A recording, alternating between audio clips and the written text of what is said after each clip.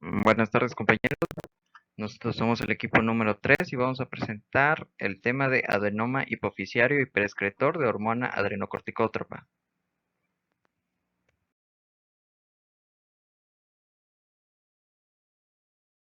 El síndrome de Cushing aparece cuando el cuerpo tiene demasiada hormona cortisol a lo largo del tiempo. Este puede ser el resultado de ingerir demasiados corticosteroides por vía oral o intramuscular o simplemente porque el cuerpo lo produce en grandes cantidades. Este síndrome es más comúnmente iatrogénico. Esto quiere decir que puede ser originado por algún tratamiento médico como una terapia crónica con glucocorticoides.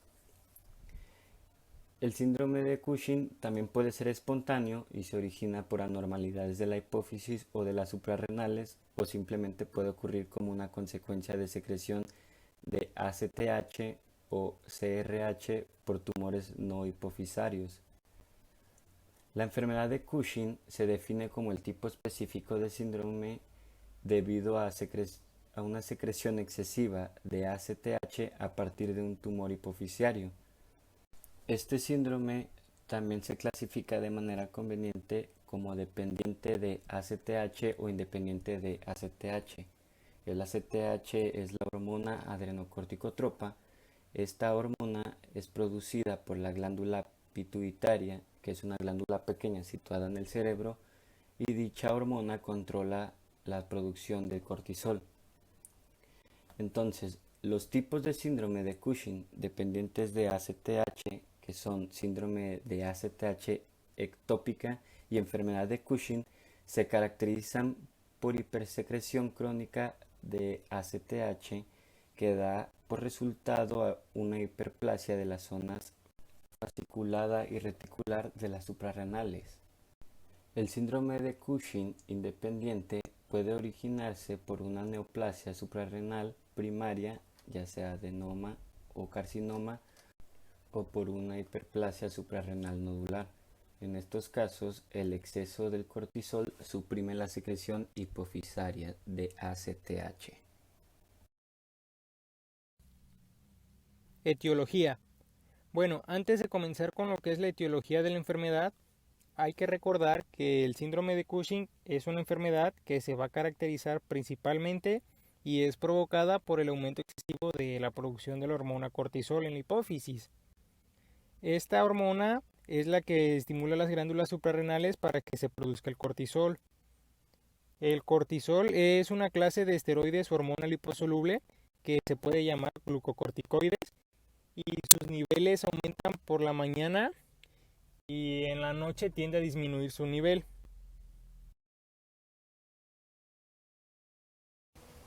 Ahora sí, continuando con la etiología, el síndrome de Cushing puede ser causado por dos motivos. El primero es que es causado por cortisol endógeno, lo que significa que el exceso del cortisol va a ser producido por parte del cuerpo. Y la otra es que sea por cortisol exógeno, que es causado por tomar medicamentos análogos al cortisol de manera excesiva. La mayoría de los casos de este síndrome de Cushing se presenta más que nada en personas que usan cortisol exógeno, como por ejemplo la prednisona, por un largo periodo de tiempo, que básicamente son medicamentos que se utilizan para tratar enfermedades autoinmunes o inflamatorias. Por el contrario, también puede ser el resultado del aumento de los niveles de cortisol endógeno, causado principalmente por la enfermedad de Cushing. Algo muy importante a destacar es que una cosa es el síndrome de Cushing y otra la enfermedad de Cushing, donde la pituitaria libera demasiada CTH. Una adenoma pituitaria es un crecimiento o tumor en la pituitaria. La mayoría suelen ser de crecimiento lento y benignos. Es por eso que se va a secretar una cantidad excesiva de ACTH. Y ya para concluir, otra causa frecuente endógena son los tumores en las glándulas suprarrenales que van a producir un exceso de cortisol. Mi nombre es José Sebastián Sepúlveda García. Me corresponde a mí la parte de la fisiopatología. Y bueno, para explicar la fisiopatología del síndrome de Cushing y sus tipos, debemos de entender cómo es el funcionamiento normal del eje hipotálamo-hipófisis suprarrenal. Y bueno, Este eje va a sintetizar y secretar la hormona liberadora de corticotropina, mejor conocida como CRH. Esta hormona, junto con la vasopresina, van a ser trasladadas a la hipófisis anterior a través del sistema portal de tallo hipoficiario y van a estimular la secreción de la hormona adrenocorticótropa, mejor conocida como ACTH, que se va a encontrar almacenada en las células corticótropas. La ACTH va a viajar a través del torrente sanguíneo y va a llegar a la corteza suprarrenal. Y dentro de la corteza suprarrenal vamos a tener tres zonas: la zona glomerular, la zona fascicular y la zona reticular. La ACTH va a estimular la zona fascicular a partir del colesterol y por último el cortisol va a llegar a su tejido blando. Cabe mencionar que este glucocorticoide va a interactuar con el hipotálamo y la hipófisis, presentando una inhibición en la producción de la hormona ACTH y CRH para mantener niveles óptimos de cortisol. Y bueno, esto es lo que conocemos como feedback negativo o retroalimentación negativa.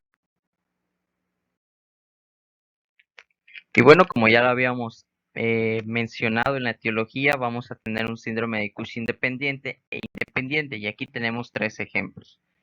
Uno ectópico, uno suprarrenal y por último tenemos un hipofisial. Y bueno, cuando tenemos el problema en la hipófisis, los niveles de ACTH y cortisol van a aumentar, pero los niveles de CRH van a descender. ¿Por qué razón? Bueno, pues debido a la retroalimentación negativa o feedback negativo, que ya habíamos visto anteriormente. La ACTH puede inhibir la CRH y el cortisol inhibe la ACTH y CRH. Pero la ACTH se sigue produciendo debido al tumor que se encuentra estimulando su producción. De igual manera va a pasar con el caso ectópico del síndrome de ACTH.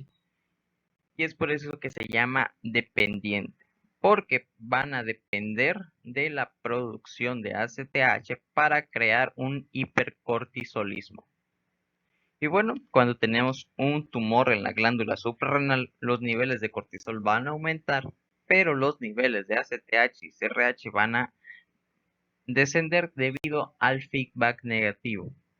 ¿Por qué razón? Bueno, como ya lo habíamos mencionado, el cortisol va a inhibir ambas hormonas, y esto se debe a que el tumor que se encuentra en la glándula suprarrenal puede producir de manera independiente cortisol.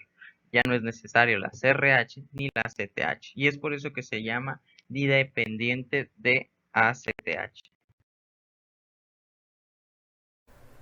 Bueno, la enfermedad de Cushing se presenta con los signos y síntomas de hipercortisolismo y el exceso de andrógenos suprarrenales.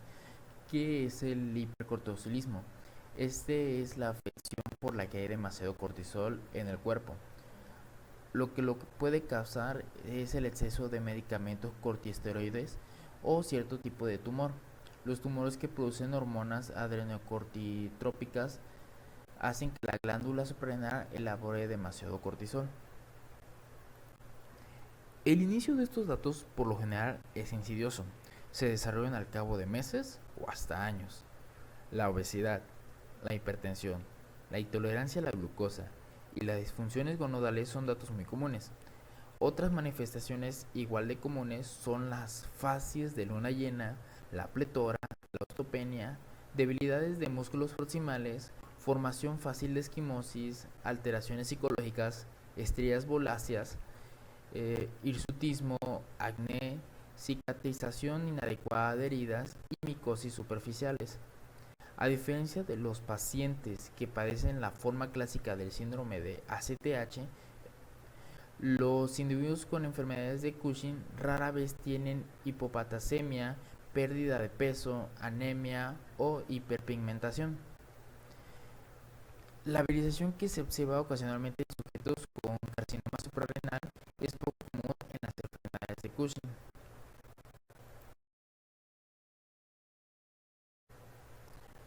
Bueno, otra forma de comprobar si tiene síndrome de Cushing es por la exploración física. Aquí en esta diapositiva puse los que más se hacen notar en el síndrome. Por ejemplo, la piel delgada con moretones y estrías que mayormente se encuentran en los abdominales. La otra, que es la redondez de la cara o como también le dicen cara de luna llena. Y la otra que le llaman joroba de búfalo, que es la acumulación de tejido graso entre los hombros y el cuello.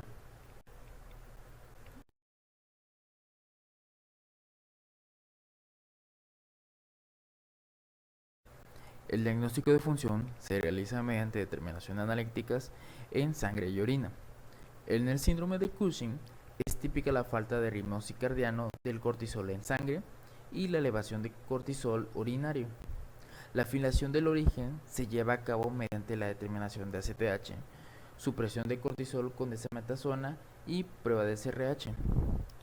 En esos casos de síndrome de Cushing con ACTH elevada, se debe realizar una resonancia magnética hipofisaria para localizar el adenoma productor del ACTH.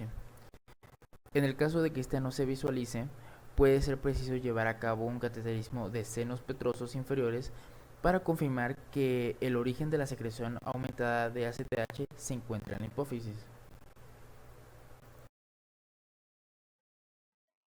Para el diagnóstico del síndrome de Cushing es necesario realizar estudios bioquímicos con el objetivo de descartar la presencia de otras enfermedades o el consumo de drogas y alcohol. Por eso se consideran los siguientes exámenes. El primero sería la prueba de supresión con dexametasona. En esta prueba, se administra 1 miligramo de dexametasona al momento de acostarse y una cuantificación de cortisol plasmático temprano en la mañana siguiente. Los sujetos normales deben suprimir el cortisol plasmático a menos de 1.8 microgramos sobre decilitro, después de esta prueba nocturna. Esta prueba solo debe emplearse como recurso de detección para la consideración de síndrome de Cushing, y la confirmación bioquímica debe fundamentarse en pruebas bioquímicas adicionales.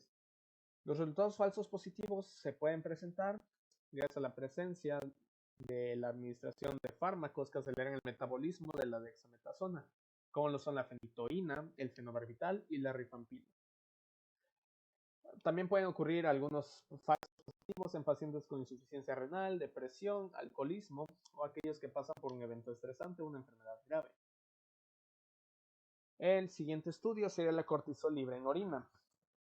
En este estudio es medido mediante la HPLC o cromatografía líquida de orina de 24 horas. Estos métodos suelen ser muy exacto y específico, y por lo regular los medicamentos de uso común no interfieren. Sin embargo, fármacos como la carbamazepina y el fenofibrato pueden causar resultados falsamente altos con la HPLC porque muestran ilusión con el cortisol. Estas cuantificaciones de cortisol libre en orina por lo general proporcionan una clara discriminación entre pacientes con hipercortisolismo y pacientes obesos que no son Cushing, aunque a veces ocurren algunas excepciones. Esta modalidad no debe ser solamente usada para excluir síndrome de Cushing. La siguiente prueba sería el cortisol sérico y salival a horas avanzadas de la noche. Hay un dato característico del diagnóstico de síndrome de Cushing, el cual es la falta de un ritmo diurno, debido a que en circunstancias normales el cortisol se secreta de manera episódica. Tiene un ritmo constante a lo largo del día y corre parejo con la secreción de la hormona adrenocorticótropa. Las cifras son generalmente muy altas temprano por la mañana y van disminuyendo de manera gradual en el transcurso del día, y su punto más bajo suele llegar hacia el final de la tarde o cerca de la medianoche. Varios estudios han demostrado que una concentración plasmática alta de cortisol a medianoche es anormal para diferenciar entre pacientes con síndrome de Cushing y sujetos normales, así como pacientes con afectaciones de pseudo-Cushing, de las cuales hablaré en un momento. Dado que la obtención de estas mediciones de cortisol plasmático suele ser impráctica de manera ambulatoria, así como la medición del cortisol salival proporciona un medio simple y conveniente para la investigación de la secreción nocturna de cortisol. El mismo paciente puede estar en su hogar utilizando diversas técnicas.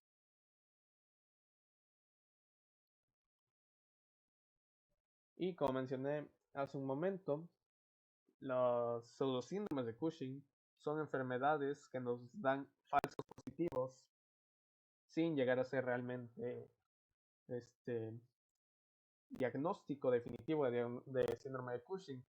Y mencioné anteriormente la obesidad y también a veces la insuficiencia renal nos puede dar falsos positivos de síndrome de Cushing. También otros factores como lo son la fase deprimida del trastorno afectivo, intoxicación por alcohol, debido al alcoholismo, el consumo de drogas y así como trastornos de la alimentación como son la anorexia y la bulimia. Muy complicados y se requiere el especialista, el endocrinólogo, para poder dar un resultado certero.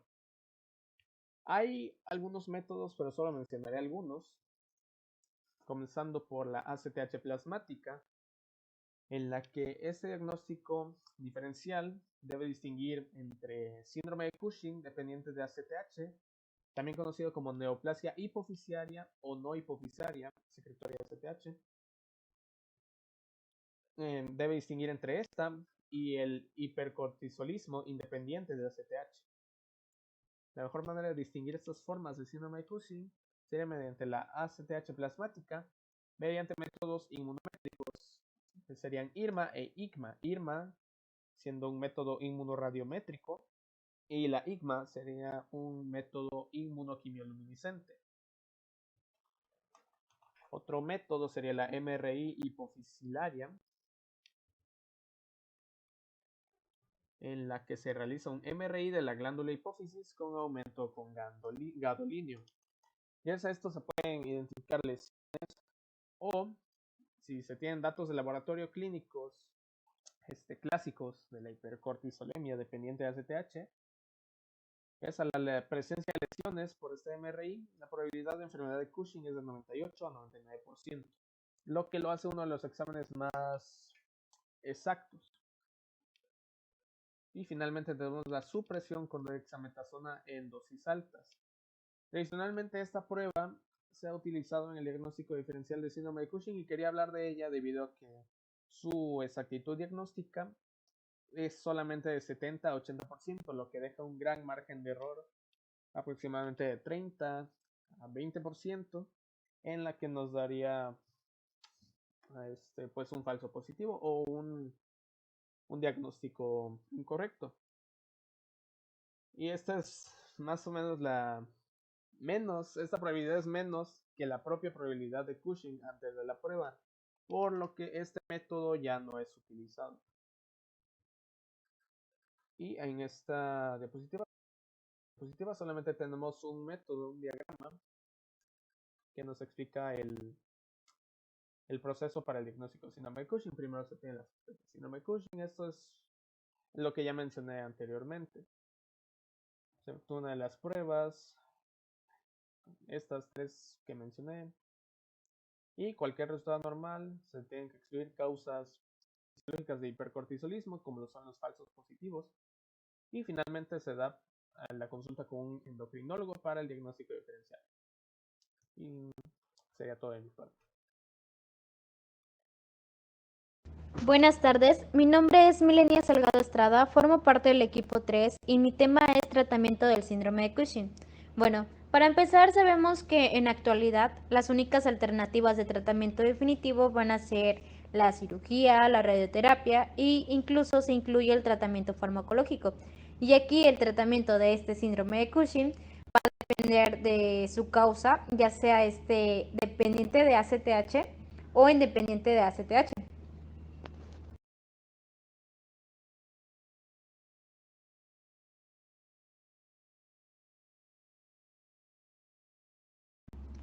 En el síndrome de Cushing es por lo regular el resultado de una hiperplasia suprarrenal bilateral secundaria a un adenoma hipofisiario que secreta la ACTH, pero en algunas ocasiones se debe a tumores o hiperplasias nodular de la glándula suprarrenal o a la producción ectópica de ACTH por otros tumores. Aquí se va a tener que este síndrome se va a tratar mediante la extirpación quirúrgica del tumor que produce ACTH o cortisol. También se va a incluir la irradiación del tumor hipofisiario o la resección de una o ambas glándulas suprarrenales. Aquí el objetivo de este tratamiento es eliminar y destruir la lesión básica. Así podrá corregir la hipersecreción de hormonas suprarrenales sin inducir algún daño hipofisiario o suprarrenal. Van a existir dos tipos de fármacos esenciales en este síndrome, que es el ketonazol, que va a reducir la esteroidogénesis adrenal inhibiendo la 3-beta hidroxisteroide deshidrogenasa para así normalizar los niveles de cortisol de forma rápida y mantenida. Aquí se va a incluir una dosis inicial de 200 miligramos al día. Este se debe aumentar lentamente en 200 miligramos cada de 2 a 3 días hasta así obtener una dosis diaria de 1000 miligramos. Se va a administrar por vía oral. También vamos a tener la aminoglutamida, que esta va a reducir la secreción de cortisol inhibiendo la conversión de colesterol a pregnenolona. Debe iniciarse con una dosis de 250 miligramos por vía oral 4 veces al día, preferiblemente en intervalos de 6 horas. Si el nivel de supresión de cortisol es inadecuado, la dosis puede aumentarse en incrementos de 250 miligramos diarios en intervalos de 1 a 2 semanas a una dosis diaria total de 2 gramos. También vamos a encontrar la terapia con mitotano, que se va a aplicar una dosis de 3 a 5 gramos al día por vía oral, pero esta terapia queda limitada por la respuesta tardía que puede requerir semanas a meses o por los efectos secundarios frecuentes, que entre ellos podemos encontrar las náuseas, el vómito, la diarrea y la somnolencia. También se va a incluir la metirapona, que aquí se va a iniciar con una dosis de 500 miligramos 3 veces al día. Se tiene a obtener una dosis máxima de 6 gramos.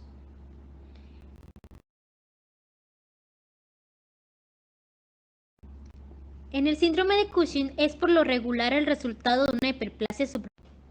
En la enfermedad de Cushing, el tratamiento por excelencia es la resección transfenoidal selectiva de adenomas hipofisiarios secretores de ACTH. Aquí las opciones actuales del tratamiento farmacológico de la enfermedad de Cushing van a actuar en 3 niveles: a nivel hipofisiario, a nivel suprarrenales y en los receptores de cortisol. El tratamiento médico se va a utilizar como preparación para la cirugía hipofisiaria o suprarrenal y debe realizarse de forma obligada mientras que se espera la aparición de los efectos beneficiosos del tratamiento radioterápico. Y en los enfermos en los que ha fracasado el tratamiento quirúrgico o no son candidatos a cirugía, se les indica el uso de fármacos. Por elección vamos a tener el ketoconazol en dosis de 0,41 y 2 gramos al día.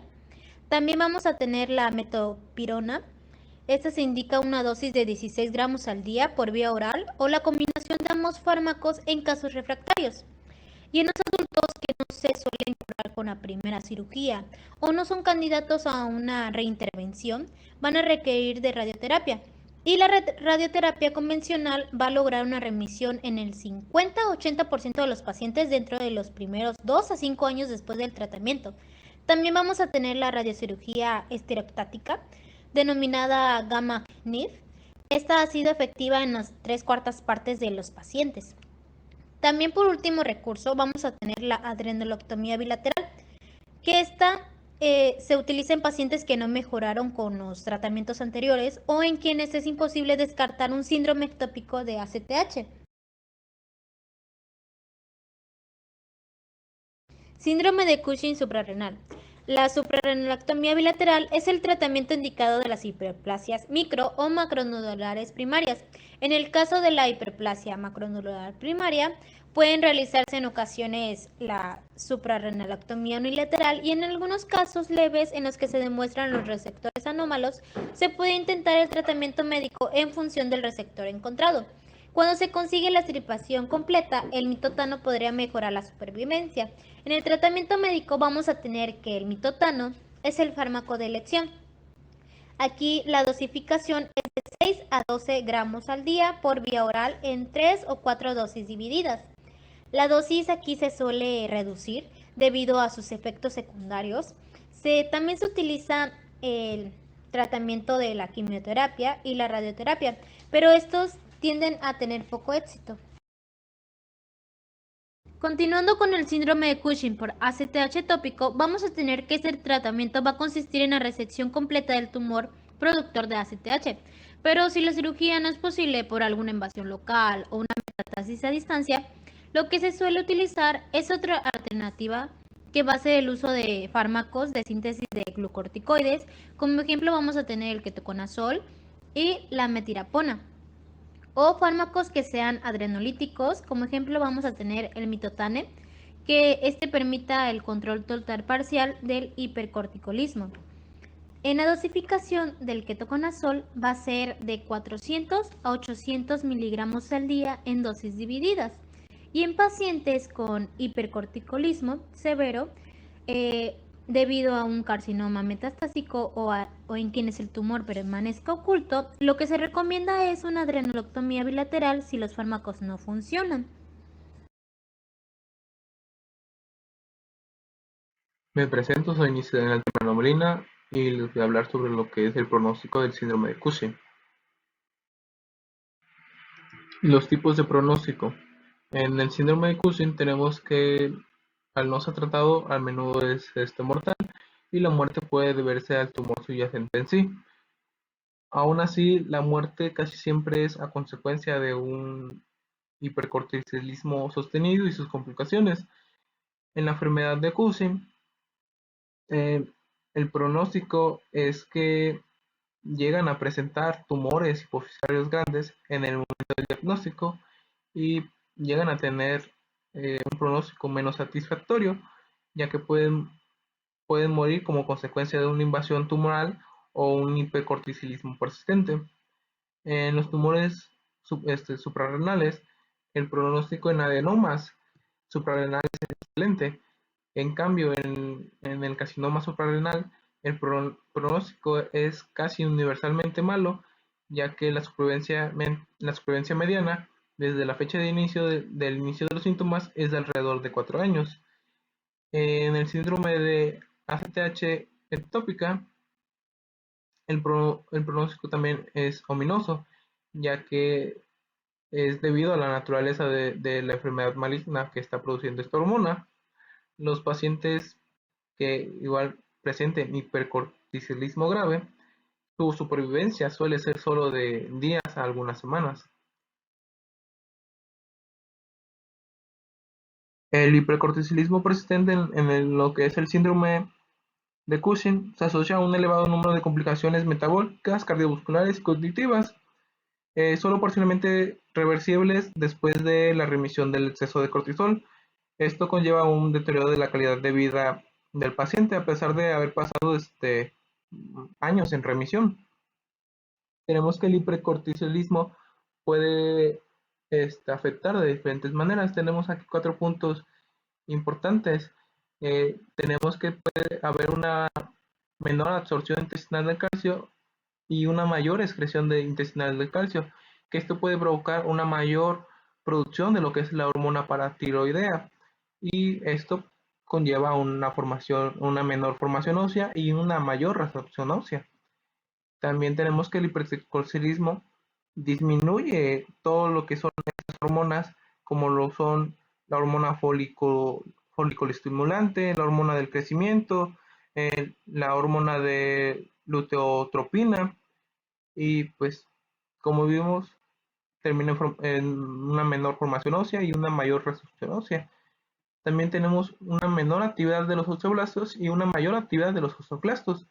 Esto puede conllevar a una menor síntesis de colágeno y de factores de crecimiento esquelético, y a una menor actividad del RACAN y una mayor actividad de lo que es la osteoprotegerina en fase aguda. También tenemos que la fuerza muscular se ve afectada, ya que va a empezar a disminuir, y todo esto conlleva a una menor densidad mineral ósea. El hipercortisolismo tiene varias complicaciones, y sin tratamiento las complicaciones del síndrome de Cushing lo que es los siguientes puntos. En el punto 1 tenemos la persistencia de enfermedades óseas.